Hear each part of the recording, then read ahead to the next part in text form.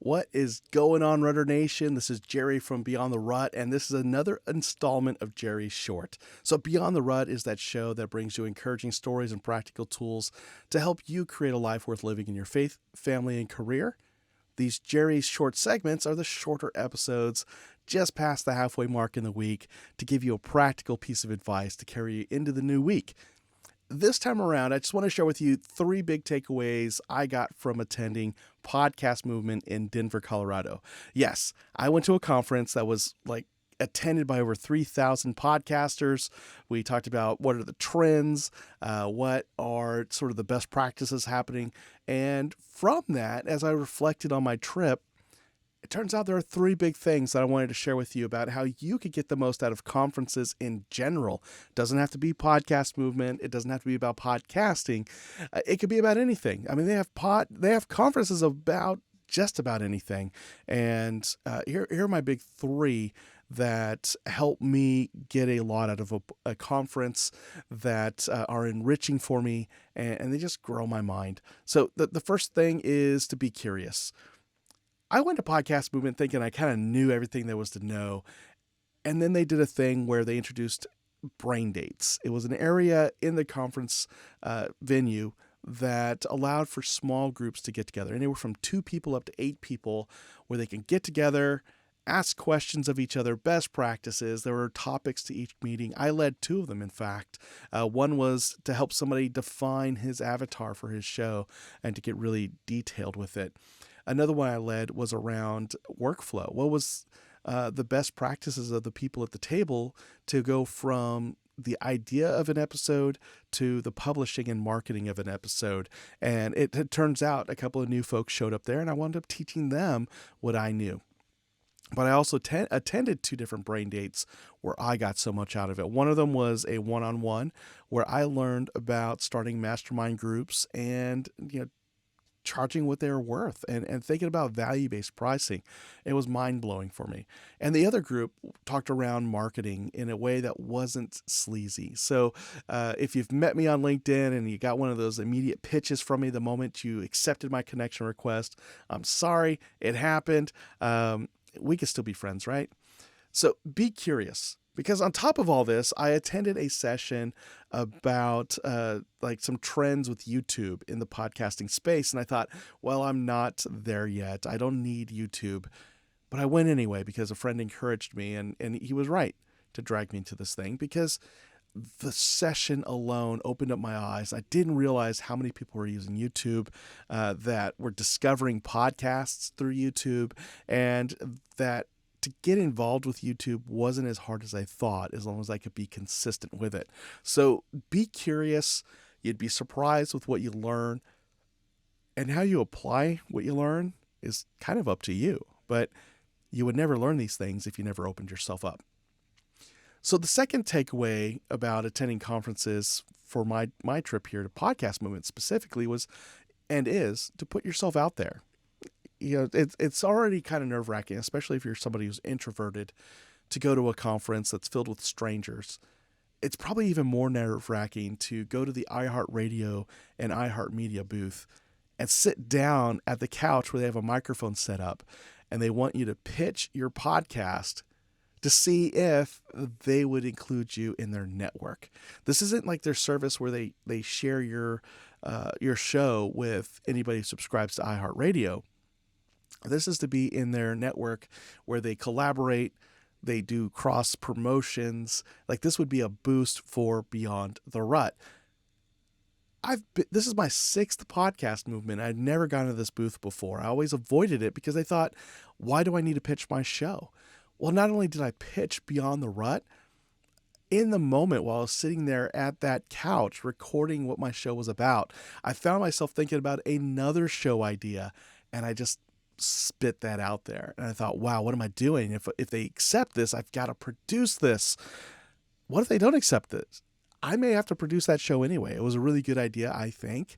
And it's in line with what I've already been talking about with Beyond the Rut and with BTR Impact, doing leadership development. So put yourself out there. You never know. Now, the other way I put myself out there, and this might make a lot of you just cringe where you are, but there was one session out of the many sessions they had There was one in particular that offered to do a live critique of the first 30 seconds of your show and then decide on a panel of 4 judges if they would continue to listen or not into the rest of your episode. And then when they made that decision, they also gave you the critique why they would or would not. So I put my name in the hat. I put Beyond the Rut in there. It was one of the 7 shows they chose to critique on stage, and I was the 3rd show that popped up there. And I had friends who showed up, and they were like, "Oh yeah, we're here to support you." But when I saw their social media, they also were like, "Hey, the roasting of Jerry Dugan's show is about to begin. This is exciting." So I think part of them wanted to see blood. I think they got a blend of both because they came out strong about the 30 seconds they heard on one of my episodes, and I took just a flurry of notes right after that. It was very... I cringed initially, like, "Oh no, not that episode. Oh no, that didn't sound as cool as I thought it did." And then when I heard their critique, I was like, "Oh, this is going to hurt so bad."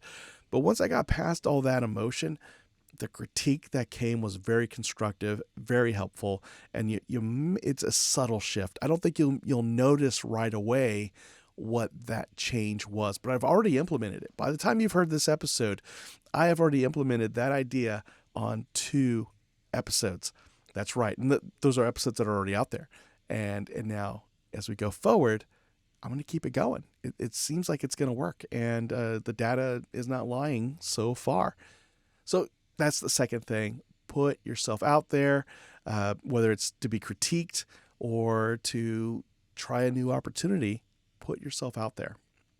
And putting yourself out there also leads me to the next takeaway, and that's build your tribe.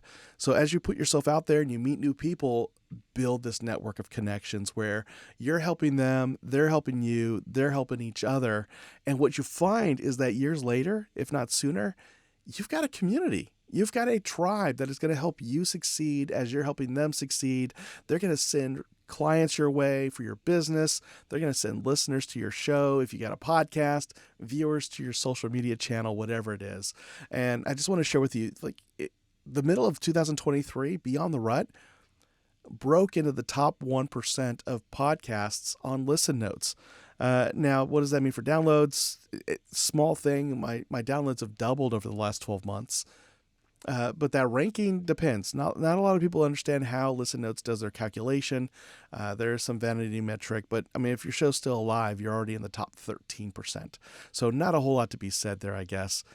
However, I got there, and my downloads have doubled, and the engagement score has, on social media, my engagement has increased.